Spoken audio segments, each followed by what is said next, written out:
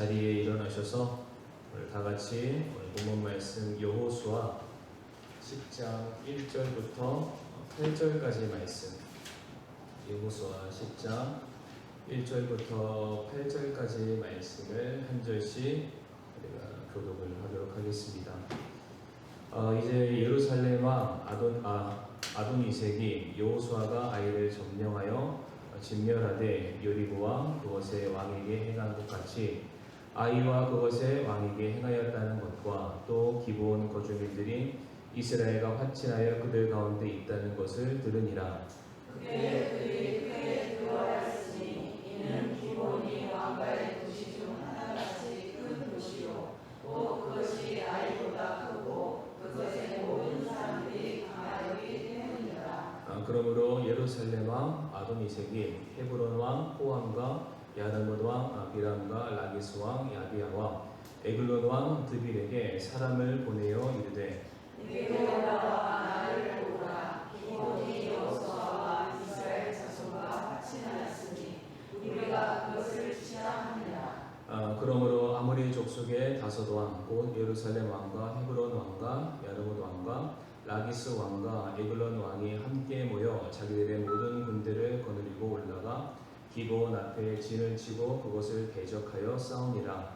기브온 사람들이 길갈의 진영에 있던 여호수아에게 사람을 보내어 이르되 당신의 손을 늦추어 당신의 종들을 버려두지 마시고 속히 우리에게 올라와 우리를 구원하고 우리를 도우소서. 산지에 거하는 아모리 족속의 모든 왕들이 우리를 치려고 함께 모였나이다. 아멘. 이에 여호수아가 싸울 수 있는 온 백성과 모든 강한 용사들과 함께 길갈에서 올라가니라. 주께서 여호수아에게 이르시되 그들을 두려워하지 말라. 내가 그들을 내 손에 넘겨 주었나니 그들 중에 한 사람도 내 앞에 서지 못하리라 하시니라. 아멘. 이제 말씀을 위해서 함께 기도하겠습니다. 하나님 아버지 감사합니다. 또 저희도 오늘 이 시간 또 계속되는 또 광야에서 배우다 그 마지막 시간을 우리가 함께 또 가지게 합니다. 오늘도 하나님께서 우리들의 삶에 또 선하게 역사하시고 간섭하여 주셔서 낙심하고 절망하고 좀 넘어져 있는 모든 성도들 여전히 붙들어 주시고 다시금 새롭게 회복해 주심을 또 저희들이 믿습니다. 약속의 말씀 붙들고 주님의 능력의 손길을 붙들고 한 걸음 한 걸음 우리에게 주어진 이 신앙의 걸음을 나아갈 수 있는 우리 사랑하는 모든 성도님들이 되게 하여 주시옵소서. 이 시간 우리 하나님께서 우리와 친히 함께하여 주시며 또 깨닫게 하여 주시며 말씀 앞에 순종케 하시는 놀라운 역사가 있기를 간절히 바라올 때에 모든 말씀 살아계신 우리 구주 예수님 이름으로 기도를 드리옵니다. 오늘은 여호수아 10장 1절부터 8절까지 말씀을 통해서 광야에서 배우다 마지막 시간으로서 광야에서 회복을 배우다 라는 말씀을 우리 함께 나누고자 합니다. 오늘 본문 배경에 대해서 간단하게 설명을 드리게 되면 이제 이스라엘이 여리고성을 함락하고요. 그 다음에 아이성을 차례로 정복하게 되는 승승장구의 모습을 보여주게 되자 이제 나머지 가나안 족속들이 이제 위기 의식을 느끼게 되고 혼자서 싸워서는 안 되겠다. 연합 전선, 소위 말해서 힘을 합쳐서 이스라엘과 대항하자라는 그런 계획을 세우게 됩니다. 바로 그때에 동일한 가나안 족속 중에 하나였던 기브온이 연합군에 합류하지 않고요. 그들이 빠져나와서 이스라엘과 화친을 맺게 됩니다. 그 이유는 다른 것이 아닙니다. 하나님께서 지휘하시는 이스라엘을 그들이 이길 수 없다는 결론을 내렸기 때문입니다. 기브온은 어떻게 해서든 이스라엘과 화친이죠. 함께 동맹을 맺기 위해서 수단과 방법을 가리지 않게 됩니다. 저희들이 그것을 다 찾지는 않지만은 여호수아 이제 8장부터 9장까지 내용을 우리가 읽게 되면 그것을 살펴볼 수가 있는데 기브온은 여호수아에게 그들이 가나안 족속 안에 있는 사람들이 아니라 우리가 먼 데서 온 사람이라고 보여주고자 굉장히 오랜 시간을 걸어와서 낡았을 것 같은 옷을 그들이 골라서 입게 되었고요. 그들이 먹는 음식이죠. 빵의 경우에도 오랜 시간 광야를 지나왔기 때문에 마르고 곰팡이가 난 것, 우리는 충분히 멀리서 왔습니다라는 것을 쇼맨십을 보여주기 위해서 그러한 빵을 준비해서 찾아오게 됩니다. 이런 모습으로 찾아온, 소위 말하는 굴욕적인 모습으로 찾아왔던 이 기브온 사람들을 보게 되었을 때 여호수아가 어떻게 반응을 하게 됩니까? 우리 성도 여러분들 아실 텐데요. 하나님께 묻지도 않습니다. 하나님께 여호수아가 기도하지도 않고요. 이방 민족에 대한 경계심을 스스로 무너뜨리게 됩니다. 그리고 결국에는 기브온과 이스라엘이 서로 화친 조약을 맺게 됩니다. 원래 하나님의 명령에 따르면은 기브온 거민들이죠. 그 사람들은 가나안 족속의 일원이기 때문에 한 사람도 남김없이 그들이 멸절당하는 것이 원래는 그들에게 이스라엘을 위시한 하나님의 명령입니다. 그러나 그 기브온과 화친을 맺음으로 말미암아 이제 기브온 거민들은 단 한 사람도 죽이지 못하는 처지에 지금 이르게 되었습니다. 바로 이때 가나안 연합군이 기브온이 자신들과 함께 뜻을 하지 아니하고 이스라엘과 화친을 맺었다는 소문을 듣고서 이제 분노한 나머지 이스라엘을 향한 그들의 화살이 이제는 기브온을 향해서 가게 되고요. 이제 기브온을 공격할 태세를 그들이 이제 갖추게 됩니다. 바로 자신들을 이제 공격하기 위해서 가나안 민족들이 쳐들어온다는 소식을 듣게 되었던 기브온이 여호수아에게 긴급한 전가를 보내게 되는데 오늘 본문 6절 말씀을 보시게 되면은 기브온 거민들이 자신들을 공격하기 위해 쳐들어오는 이 가나안 연합군으로부터 자신들을 살려달라고 자신들을 대신해서 싸워달라고 여호수아에게 이제 요청을 하게 됩니다. 지금 여호수아는 굉장히 난처한 상황 가운데 놓이게 된 것입니다. 물론 이제 하나님께서 가나안을 정복하라고 명령을 주셨기 때문에 그 나머지 민족들은 언젠가는 만나게 될 민족이기는 합니다. 그러나 분명한 것은 지금 벌어지게 될 이 전쟁에 있어서 화두는 여호수아에게 있는 것이 아니라 기브온에게 있는 그러한 상황이었습니다. 그러니까 어떤 면에서 이렇게 생각할 수 있는데요. 여호수아는 지금 일어나는 전쟁에 대해서는 상관하지 않고요. 뒷짐을 지고 그저 기브온과 연합군의 싸움을 그냥 강 건너 불구경하듯이 쳐다만 보면 됩니다. 그러니까 누가 이기든 중요하지 않습니다. 누군가 싸우면은 반드시 한쪽은 지게 되었기 때문이죠. 그러나 이스라엘이 기브온과 동맹을 맺었기 때문에 이제 어쩔 수 없이 이스라엘은 기브온을 대신해서 연합군과 싸워야 하는 그러한 상황 가운데 놓이게 된 것입니다. 지금 여호수아의 아니라는 내용이었죠. 우리가 살펴보진 않았지만은 그가 믿음 없는 그 선택과 결정 때문에 지금 불가피한 가나안 연합군과의 싸움에 지금 휘말려들게 되었습니다. 뿐만 아니라 기브온 역시요. 그들이 선택한 결정이죠. 원래는 가나안 연합군과 함께 하였다면 아무런 문제가 없을 수도 있습니다. 그러나 그들이 이스라엘과 화친을 맺음으로 말미암아 오늘 본문에 가나안 연합군으로부터 그들이 위협을 받게 됩니다. 결국 그들과의 전면전을 지금 피할 수 없는 그러한 상황이 생기게 된 것입니다. 오늘 이 본문 말씀에 진퇴양난에 빠져 있는 두 부류를 우리가 찾아볼 수 있는데 하나는 여호수아를 위시한 이스라엘이고요. 또 다른 하나는 기브온 거민들이라고 우리가 말씀을 드릴 수가 있습니다. 그러니까 지금 이미 모든 상황들은 엎질러진 물과 같은 이 모든 상황들이죠. 이미 결론이 났습니다. 싸워야만 합니다. 전쟁이 코앞에 다가왔고 누구도 이 전쟁 가운데 발을 뺄 수 있는 그런 상황이 아니죠. 바로 이와 같은 상황을 이스라엘과 기브온이 어떻게 극복해 나아가나 이것을 다른 말로 소개해 드리게 되면 하나님께서 이 전쟁 가운데 어떻게 간섭하셔서 이스라엘과 기브온을 어떻게 역전시키나 어떻게 그들의 인생 가운데 반전을 일으키시는가가 오늘 우리가 말씀을 통해서 주목해야 될 그런 부분이라고 믿습니다. 그래서 우리가 이제 본문을 조금 더 깊이 있게 좀 살펴보도록 할 텐데요. 먼저 여호수아의 관점에서 우리가 이 말씀을 좀 보도록 하겠습니다. 그런데 여호수아는 이 전쟁에 대한 자신의 책임을 회피하지 않습니다. 그러니까 그 모든 일들에 대한 책임을 그가 고스란히 다 떠안게 됩니다. 성도님들 요즘 이제 뉴스만 틀면은 이제 어떤 젊은 청소년들의 축제 잼버리에 대한 얘기가 막 나오는데요. 요즘 그게 계속 이제 헤드라인으로 나오더라고요. 그런데 그 뉴스가 나오면서 연이어지는 뉴스가 뭐냐면 여야가 책임 공방을 합니다.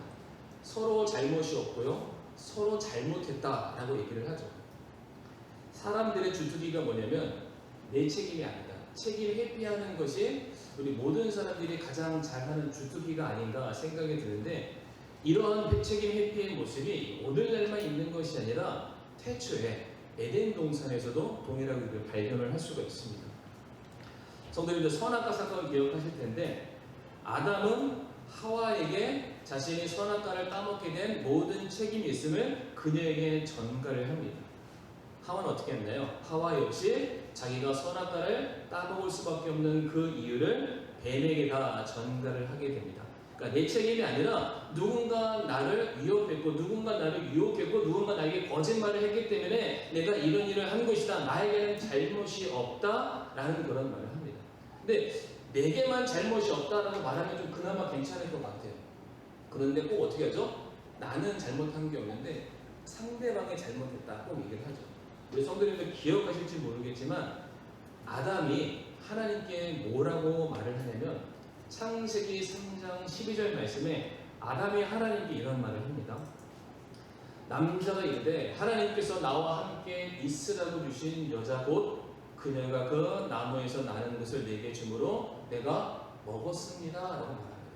그러니까 아담이 말을 하는 거예요. 하나님, 제가 진짜 먹기 싫었는데 제 사랑하는 내 아내 하와가 주는 것을 어떻게 안 먹습니까? 저녁 식사 다 하고 예쁘게 깎아서 포크로 찍어서 내 입에 딱 넣어주는 걸 내가 어떻게 안 먹겠습니까? 그러니까 이 말씀만 잘 보면은 그냥 아담이 하와 탓만 하는 것 같죠. 그러나 노란색 글씨를 잘 보시게 되면은 누구에게 책임을 전가하고 있습니다.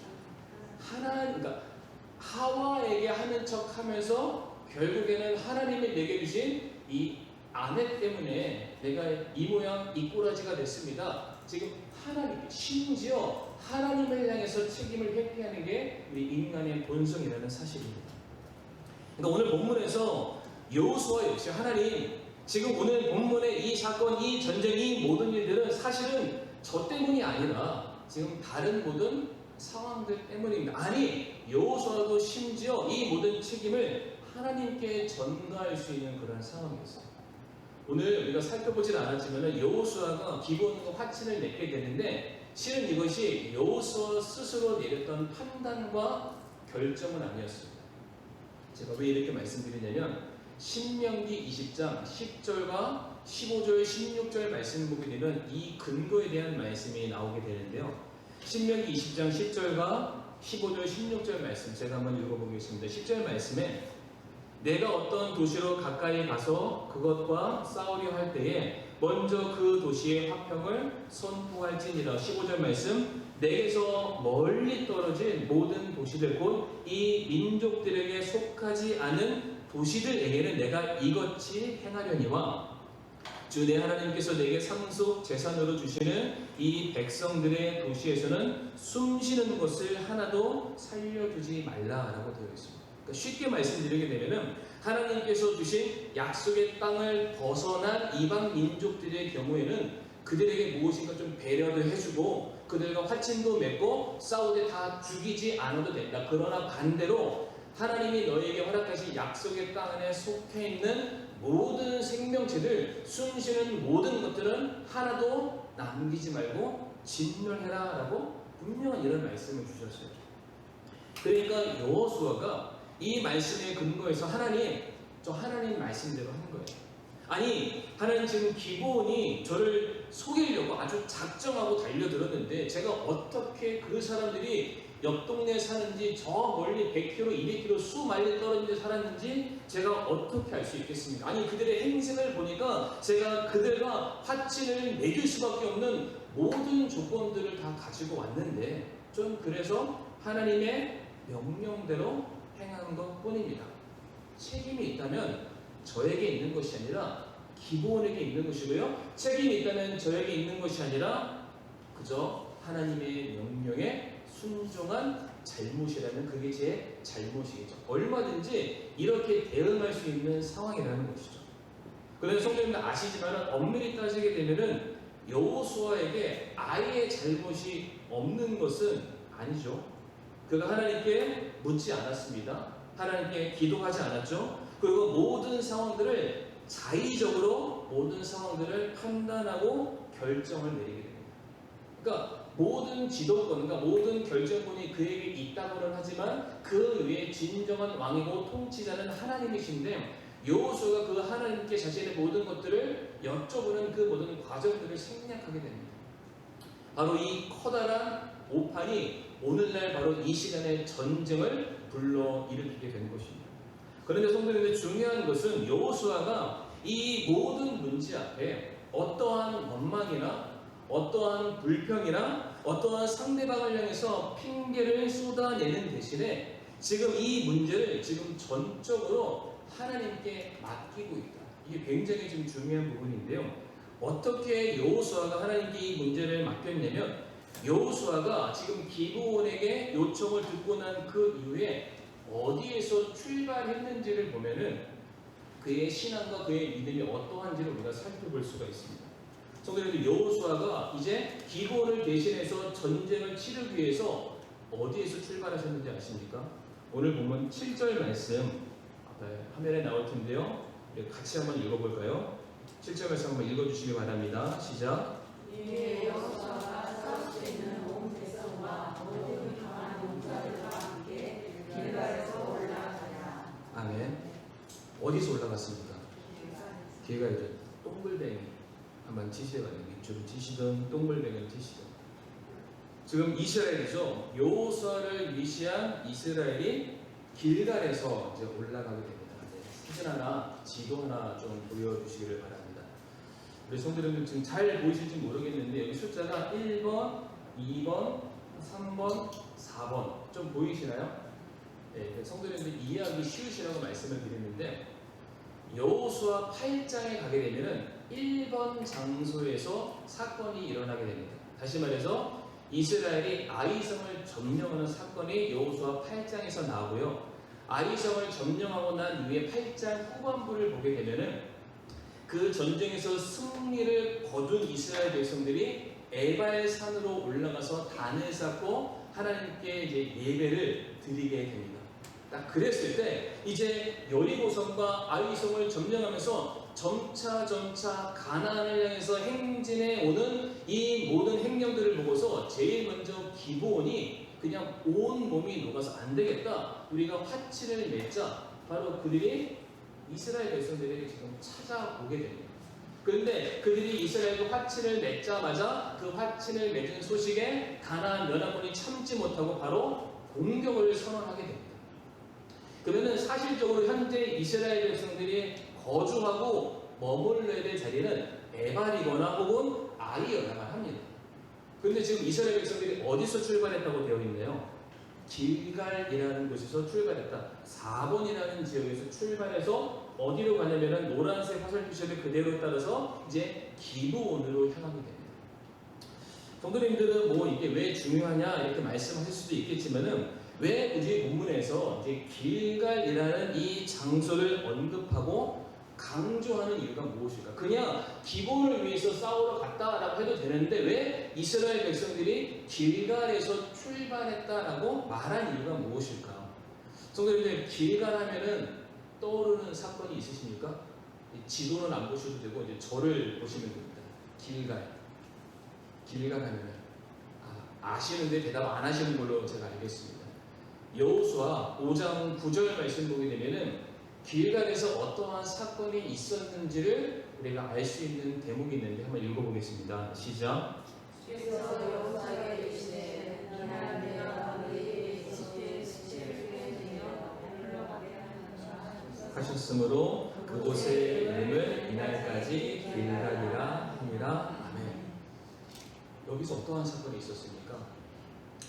할례를 받는 사건이 있었죠. 그러니까 여리고성 함락 직전에 하나님께서 모든 이스라엘 백성들, 남자들에게 할례를 행하라 라고 말씀하셨고요. 또 그 다음 사건은 여호수아가 군대장 앞에서 신발을 벗는 사건, 소위 말해서 모든 전투력을 다 밀어놓은 상태에서 하나님께 전적으로 순종하는 모습으로 여리고성과 싸워야 된다는 그 사건이 여호수아 5장에 기록되어 있습니다. 특별히 길갈의 경우에는 어떠한 의미를 담고 있냐면 본문에도 그대로 나와 있지만 길갈의 의미는 이집트에서 가지고 있었던 모든 세상의 때, 세상의 노예가 되었었던 너희들의 모든 수치가 굴러가다, 수치가 없어지다, 부끄러움이 사라지다 라는 지역의 의미가 바로 길갈입니다. 그러니까 성도님들, 지금 원래 상으로 아까 지도를 기억하시겠지만 이스라엘 백성들이 여리고에 있다가 아이에 있다가 기브온으로 향해야 되는데 그들이 가는 게 다시 거꾸로 왔어요. 그러니까 정복하려면 전진을 해야 되는데 다시 뒤로 왔는데 마침 그들이 있었던 장소가 길갈이에요. 근데 길갈의 의미는 수치를 굴려버리는 곳이다. 왜 이스라엘 백성들이 길갈에 갔을까? 아마도 아이성의 전투에서 실패를 그들이 다시금 곱씹어 보면서 하나님, 다시는 우리가 하나님의 말씀에 순종하지 아니하고 우리 능력과 우리 힘과 우리의 경험만 믿었던 예전의 모든 것들을 다 주님 앞에 내어버리고 새 출발하기를 원합니다. 또 마찬가지로 하나님, 여호수아가 가장 먼저 회개했겠지만 하나님께 묻지 않고 하나님께 구하지 않고 하나님의 말씀에 순종하지 않고 제 멋대로 기브온과 화친을 맺었었던 저의 이 안에 있는 교만함과 이 수치를 주님께 다 내어버리고 다 모든 것을 벗어버리고 새 출발하기를 원합니다. 그 마음으로 현재 이스라엘 백성들이 다른 곳이 아니라 길갈이라는 게 있었던 거예요. 그러니까 얼마든지 그들이 승리를 거두었던 곳에서 자신들의 영광과 자신들의 인기를 그들이 거두어갈 수 있는 상황이었지만은 그들이 가는 곳곳마다 자신들의 부족함과 자신들의 잘못을 알았기 때문에 거기에서 다시금 새롭게 시작하기 위해서, 왜? 그대로 죄를 가지고 또 다른 새로운 전쟁을 맞이하면은 그들에게 이미 패배는 정해져 있는 사실이기 때문입니다. 그래서 그들이 길갈에 갔던 거예요. 그리고 그 길갈에서 새로운 전쟁을 지금 출발하고 있는 것이죠. 그러니까 오늘 본문에서 여호수아가 하나님께 저 잘못했어요, 저 똑바로 살게요, 저 이제 주님 앞에서 완전히 새로워지고 싶어요 라는 고백을 하지는 않았습니다. 그러나 중요한 것은 여호수아와 이스라엘 백성들이 어디에서 그들이 인생을 새롭게 출발했을까? 특별히 그들이 가나안이라는 곳을 점령에 들어가는 시점 속에서 하나님께서 제일 먼저 그들에게 길갈에서 할례를 행하게 하셨던 그 목적과 이유를 살펴보게 되면은 왜 7절에 이스라엘이 길갈에서 떠났는지 그 의미를 우리가 찾아볼 수 있다는 것입니다. 성도님들, 여호수아는 지금 예기치 않은 전쟁의 상황이죠. 물론 그것이 자기의 실수와 자기의 잘못으로 인한 것이라 할지라도 이 모든 사실에 대해서 회피하거나 어떠한 사람의 핑계를 대거나 책임을 전가했던 것이 아니라 잘못한 것은 잘못한 거예요. 어그러진 것은 어그러진 거고 문제가 지금 나쁜 상황으로 번져가고 있는 것은 사실입니다. 그럼에도 불구하고 그 모든 것을 가지고 지금 전적으로 하나님께 의탁했다는 사실이죠. 지금 여호수아는 내가 할 수 없는 것을 인정하고 그 모든 것을 가지고 지금 하나님께 맡겨드렸습니다. 하나님 앞에 이제 모든 것들이 새로워지기를 원합니다. 성도님들, 너무나도 유명한 말씀인데요. 예레미야 33장 3절 말씀 잘 아시죠? 같이 한번 우리가 마음을 다해서 한번 읽어보겠습니다. 시작. 나를 부르라. 그리하면 내가 내게 응답하고 내가 알지 못하는 크고 능력 있는 일들을 내게 보이리라. 아멘. 하나님께서는 저와 성도님들에게 구하라고 명령을 하셨어요. 기도하라고 명령을 하셨습니다. 그러니까 이미 우리가 모든 것들을 다 가지고 있고 우리들의 삶이 완벽하고 실수가 없다면 사실상 우리가 구할 수 있는 게 없겠죠.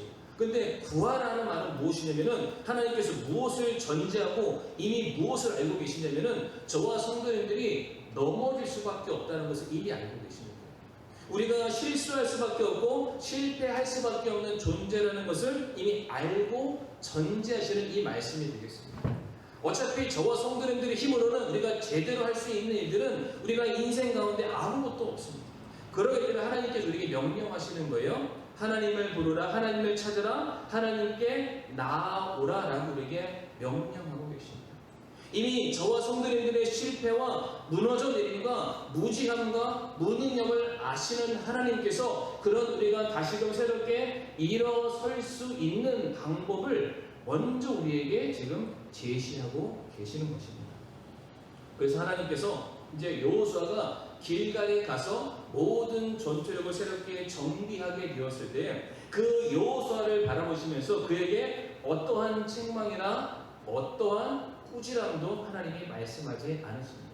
오히려 여호수아가 이 일들을 혼자서 감당하지 못한다라는 것을 알고 계셨기 때문에 하나님이 친히 여호수아에게 나타나서 내가 너를 돕겠다라고 친히 먼저 선언하시는 게 8절 말씀이 되겠습니다.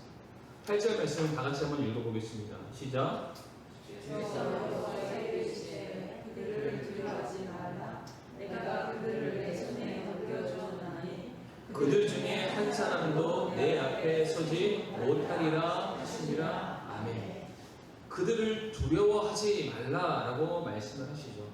그러니까 하나님께서는 여호수아에게 여호수아야, 너의 잘못된 선택으로 인해서 너의 실수로 인해서 지금 벌어지고 있는 모든 결과물들 네가 다 책임져야 돼 라고 말씀하지 않으셨습니다. 지금 여호수아가 먼저 인정했잖아요. 길갈에 가서 하나님, 제가 잘못했어요, 제가 실수했어요, 제가 넘어졌어요, 제가 낙심했어요 라는 것을 먼저 하나님께 인정하게 되었을 때 하나님께서 여호수아에게 말씀하시기를 네가 지금 어떠한 문제에 봉착했든지 그 문제가 중요한 것이 아니다 라고 말씀하십니다. 지금 네가 누구와 함께 있는지가 더 중요한데 네가 누구와 함께 있는 것보다 더 중요한 것은 내가 너와 함께하고 있다라고 말씀하세요. 그래서 누구도 너를 해할 수 없고 누구도 너를 내 손에서 빼앗아 갈 수 없다. 이미 하나님께서는 여호수아를 비롯해서 이스라엘 백성들을 자기의 종이요 자기의 도구로 삼기로 이미 작정을 하셨습니다. 그들의 삶을 통해서 그 한 사람 한 사람을 통해서 하나님은 자신의 계획과 섭리를 이뤄 가시기로 이미 준비하셨고 그 일들을 지금 이루어 가시는 상황이죠. 그래서 오늘 본문의 상황이 여호수아의 믿음의 결단과 온전한 순종으로 지금 파생되는 그런 전쟁은 아니었습니다. 명백히 그의 실수였고요, 그의 오판이었고 그의 잘못이었습니다. 그러나 중요한 것은 그러한 문제들을 그대로 가지고 하나님께 맡겼던 여호수아에게 하나님은 오늘 8절 말씀에 그에게 커다란 승리를 보장하고 계십니다. 피할 수 없는 문제 속에서도 하나님께서는 자기를 의지하는 사람들을 향해서 여전히 돕는 손길로 함께할 것을 약속하신다는 거예요. 사랑하는 성도님들, 우리가 하나님 앞에 어떠한 잘못을 행하고요, 어떠한 죄를 범하는 거 정말 큰 문제입니다. 그렇게 해서는 안 되겠죠. 그것도 잘못인데요, 그보다 더 큰 문제가 무엇이냐면은 내가 하나님께 잘못했음에도 불구하고 회개하지 않는 거, 잘못한 것을 알면도 불구하고 돌아오지 않는 거, 내 무능력함과 내 무지함을 알면도 불구하고 내 전능하신 내 아버지 되시는 나를 사랑하시는 하나님을 향해서 구하지 않는 것이 더 큰 문제라는 사실을 꼭 기억하시기를 바랍니다. 하나님께서는 저와 사랑하는 성도님들, 피할 수 없는 모든 어려운 상황 속에서도 도우실 준비를 하고 계시고요, 기다리고 계시고요, 모든 만반의 준비를 다 갖추고 계십니다. 우리가 이것을 조금 더 구체적으로 알 수 있는 것이 바로 기브온을 향한 응답을 통해서 우리가 조금 더 구체적으로 확인해 볼 수가 있는데, 이제 가나안 연합군을 통해서 위협을 느끼게 된 기브온 거주민들이 여호수아와 이스라엘 백성들에게 살려달라고 요청을 하게 되죠. 그런데 성도님들, 지금 그들이 이스라엘에게 이와 같은 요청을 할 수 있는 근거는 딱 하나입니다. 그게 뭐냐면 앞에서도 말씀을 드렸지만은 비록 그들이 거짓말로 맺은 파친이라 할지라도 이제 기브온은 이스라엘 진영 안에 속한 사람이 됐습니다. 그러니까 기브온은 화친 조약에 따라서 하나님의 백성으로서 그 둘레 안에 포함되는 은혜를 입게 된 것이죠. 따라서 기브온에 대한 공격은 누구를 향한 공격과 똑같냐면은 이스라엘 향한 공격과 똑같은 것이 되었고요. 이스라엘 향한 공격은 누구를 향한 공격입니까? 하나님을 향한 공격과 똑같은 것이 될 수밖에 없습니다. 그렇기 때문에 지금 하나님은 이스라엘을 지킬 수밖에 없고요. 그 이스라엘 안에 있는 기본을 지킬 수밖에 없는. 마찬가지로 여호수아 하나님의 명령을 받들어서 그 말씀에 따라서 그들의 영내 안에 있는 기본을 위해서 대신해서 싸우고 그들을 지켜줄 수밖에 없는 의무가 생긴 것입니다. 그러니까 기본이 잘못했습니다. 거짓말을 했습니다. 그들이 수단과 방법을 가리지 않고 사람을 속여서까지 그들이 하나님의 백성 되기를 자청을 했어요. 그럼에도 불구하고 그들이 얼굴에 철판을 깔았을지는 모르겠지만 어떻게 해서 이와 같은 상황 가운데서도 여호수아에게 찾아와서 나를 대신해서 싸워야 된다, 우리 가족을 지켜줘야 된다, 이렇게 말할 수 있는 근거가 어디 있었습니까? 약속이 있었습니다. 약속. 성도님들, 성경 말씀 보게 되면은 우리가 기도할 때에 그냥 기도하지 말고 약속의 말씀을 붙들고 기도하라라고 명령을 하시는데, 우리가 히브리서 6장 17절에서 18절 말씀 보겠습니다. 히브리서 6장 17절에서 18절 말씀. 제가 17절 읽고 우리 성도님들 18절 말씀 읽어주시기 바랍니다. 이러므로 하나님께서도 약속의 상속자들에게 자신의 계획이 불변함을 더욱 풍성히 보여주시려고 그 일을 맹세로서 확증하셨나니, 이것은 우리 앞에 놓인 소망을 붙잡으려고 희망적으로 높이한 우리가 하나님께서 거짓말하실 수 없는 두 가지 불변하는 것으로 말미암아 확고한 안위를 얻게 하려 하십니다. 아멘. 이 말씀 보게 되면 두 가지 불변하는 것이 있다라고 말씀하시죠. 그것은 바로 하나님께서 자신이 하신 약속은 반드시 이행하시는 분이시다. 반드시 지키실 수밖에 없다. 또 다른 하나는 하나님께서는 결단코 거짓말을 하실 수 없는 분이시다라고 되어 있습니다. 그러니까 하나님께서는 한 번 하셨던 말씀과 그 약속은 자신의 명예를 걸고 자신의 이름을 걸고 반드시 지키시고 이루시고 성취하는 분이시다. 그분이 하신 약속이 있다면 그 약속의 말씀을 붙들고 너희들이 앞으로 전진해 나아간다면 너희들의 삶 속에 너희들의 상태와 너희들의 처지와 너희들의 현재의 모습이 중요한 것이 아니라 그 약속의 말씀이 너에게 있다면 너희는 안위를 누릴 수 있을 것이다. 그 말씀을 우리에게 주고 계시죠.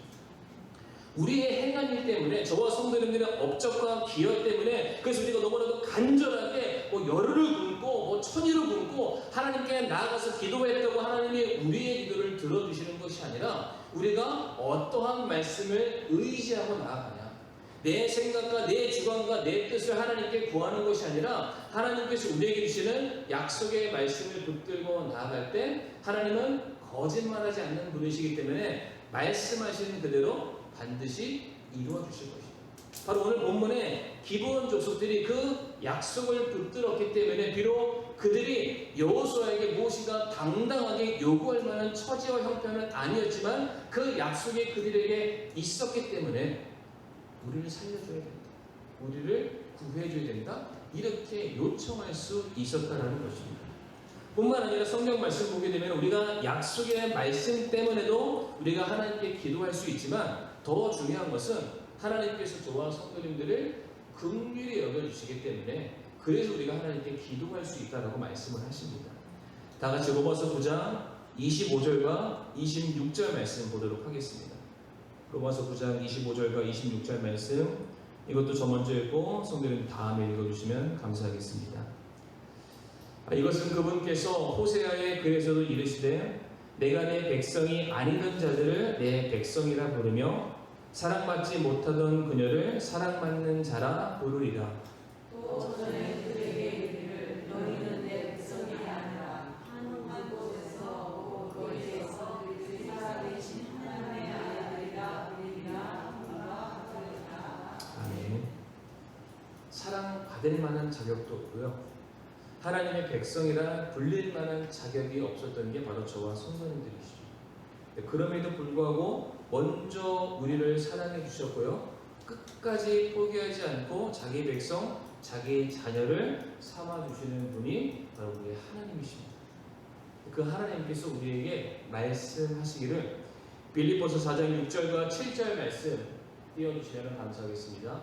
아무것도 염려하지 말고 내가 어떠한 상황이 있든지 어떠한 형편이 있든지 내가 잘하는 게 있든 못하는 게 있든 아무것도 염려하지 말고 오직 모든 일에 기도와 간구로 너희에게 요청할 것들을 감사와 더불어 하나님께 알리라.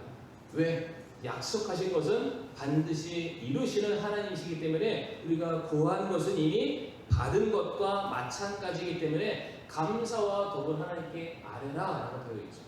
그리하면 모든 이해를 뛰어넘는, 우리가 감히 죄송해서 구하지 못하는 것들까지, 우리가 너무 무지해서 미천해서 감히 상상하지 못했던 그러한 것들까지, 아니 우리가 구하려 했던 것보다 더 좋은 곳으로 그리스도 예수님을 통해서 우리의 마음과 생각을 지켜주시겠다, 충만히 채워주실 것을 우리에게 약속을 하고 계십니다. 이제 말씀을 제가 마무리하기를 원하는데, 시편 139편 17절과 18절 말씀에 이러한 말씀이 있습니다. 오 하나님이여, 주의 생각들이 또 내게 어찌 그리 보배로운지요. 그것들을 합친 것이 어찌 그리 큰지요. 내가 그것들을 세려할지인데 그것들의 수가 모래보다 더 많나이다. 내가 깰 때에도 여전히 주와 함께 있나이다. 아멘. 성도님들, 이 가로 30cm, 세로 30cm, 높이 30cm가 되는 이 큐빅 모양의 상자가 있다라고 한번 가정해 보겠습니다. 지금 머릿속에 상상이 안 되시면은 이 강단 바로 밑에 있는 이 화분 정도 되는 사이즈를 생각하시면 되는데, 한 과학자가 이 상자 안에 모래를 가득 담아봤어요. 그리고 몇 알이 들어있나 세어봤답니다. 몇 알이 들어있나. 그러니까 우리는 이러한 분들 때문에 편하게 인생을 삽니다. 근데 세봤더니 무려 30, 가로 30, 세로 30, 높이 30, 그 상자 안에 무려 5억 알갱이의 모래가 들었대요. 대단하죠? 그러니까 거기에서 이렇게 한 줌 떠도 이 손 안에 거의 한 수백만 개가 아마 담아있을지 모르겠습니다. 자, 그런데 지구상의 모래가 그것만 있을까요? 이 무더운 여름 휴가 가고 싶으시죠? 그 드넓은 백사장도 해변을 한번 생각해 보시기 바랍니다. 이 상자 안의 모래는요, 조족지열, 세 발의 피도 안 됩니다. 근데 오늘 본문에 뭐라고 되어 있냐면은, 하나님께서 저와 사랑하는 성도님들을 위해서 생각하시는 수가 있대요. 수. 계획이 있다는 거죠. 방법이 있으시다는 거죠. 근데 그 수가 뭐보다 많다고요? 상상이 안 됩니다. 모래알보다 안 돼요. 그러니까 저와 성도님들은 우리가 해결하지 못하는 어떠한 상황과 어려움을 만나게 되었을 때 백사장에서 반을 찾는 심정으로 가장 없는 것 중에 그나마 가능성 하나 붙들고, 하나님 이게 해결만 되면 내 모든 삶이 평안할 것 같아요. 요것만 어떻게 되면 될 것 같은데, 우리는 고작 하나님께 간구한다는 것이 하나 구하고 두 개 구하고 많이 구해봤자 3-4개 정도 구합니다. 그리고 그 안에서 내 삶의 모든 인생을 하나님께 맡겨드리려고 하고 있어요. 하나님 이것만 있으면 될 것 같아요. 그런데 하나님이 우리에게 뭐라고 말씀하시냐면은, 내가 너희를 향한 내 수는 백사장, 해운대 백사장에서 바늘 하나 찾는 정도가 아니라는 거예요. 이 세상 모든 곳에 깔려있는 모래가 백사장에만 있는 게 아니라 바다 속에도 있죠. 그보다 더 많은 놀라운 구원의 계획과 방법과 성도님들을 회복시키시고 다시 일으키시고 성도님들의 입술을 통해서 찬양과 영광을 받게 할 그 놀라운 계획들을 하나님이 다 가지고 계십니다. 그러니까 우리가 당연히 해야 될 게 뭘까요? 구하는 겁니다. 구해야죠. 하나님께 맡겨드려야만 할 것입니다. 우리가 하나님 앞에 무릎 꿇고 겸손히 행하고 간절함으로 구할 때 하나님께서는 언제나 우리에게 새로운 기회를 주실 것입니다. 하나님은 저와 성도님들의 과거의 실수 역시, 잘못 역시, 우리의 범죄함 역시 그것을 극복해낼 수 있는 은혜를 주시는 분이 우리의 하나님이십니다. 혹시 성도님들 과거의 실수와 아픔 때문에 어떠한 잘못 때문에 내 연약함과 내 잘못이 드러날까봐 여전히 주저해서 하나님께 구하지 못하는 것들이 혹시 있으십니까? 사랑하는 성도님들, 우리가 지은 그 어떤 어리석은 죄나 뼈아픈 과거의 실수도 하나님께서 우리에게 베푸시는 은혜로 우리는 다 이겨낼 수가 있습니다. 기본 화친을 맺었던 이스라엘 백성들처럼 여호수아처럼 우리도 얼마든지 실수할 수 있죠.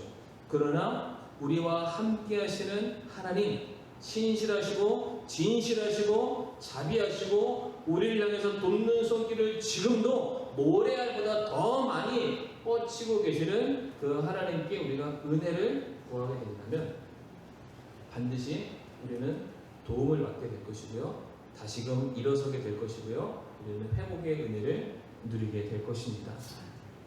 사랑하는 성도님들, 하나님은 단 한 번도 저와 성도님들을 포기하신 적이 없으십니다. 오히려 지금 더 놀라운 방법으로 저와 성도님들을 돕기를 원하고 계세요. 그렇기 때문에 이 광야 같은 인생을 혼자 걷지 마시고 우리가 아침과 주야로 주님의 이름을 부르짖으면서 주님의 전능의 그 능력의 손길을 붙들면서 한 걸음 한 걸음 걸어 나아가시는 저 우리 사랑하는 성도님들이 되었으면 좋겠습니다. 이 시간 함께 머리 숙여 말씀 놓고서 함께 기도하기를 원합니다.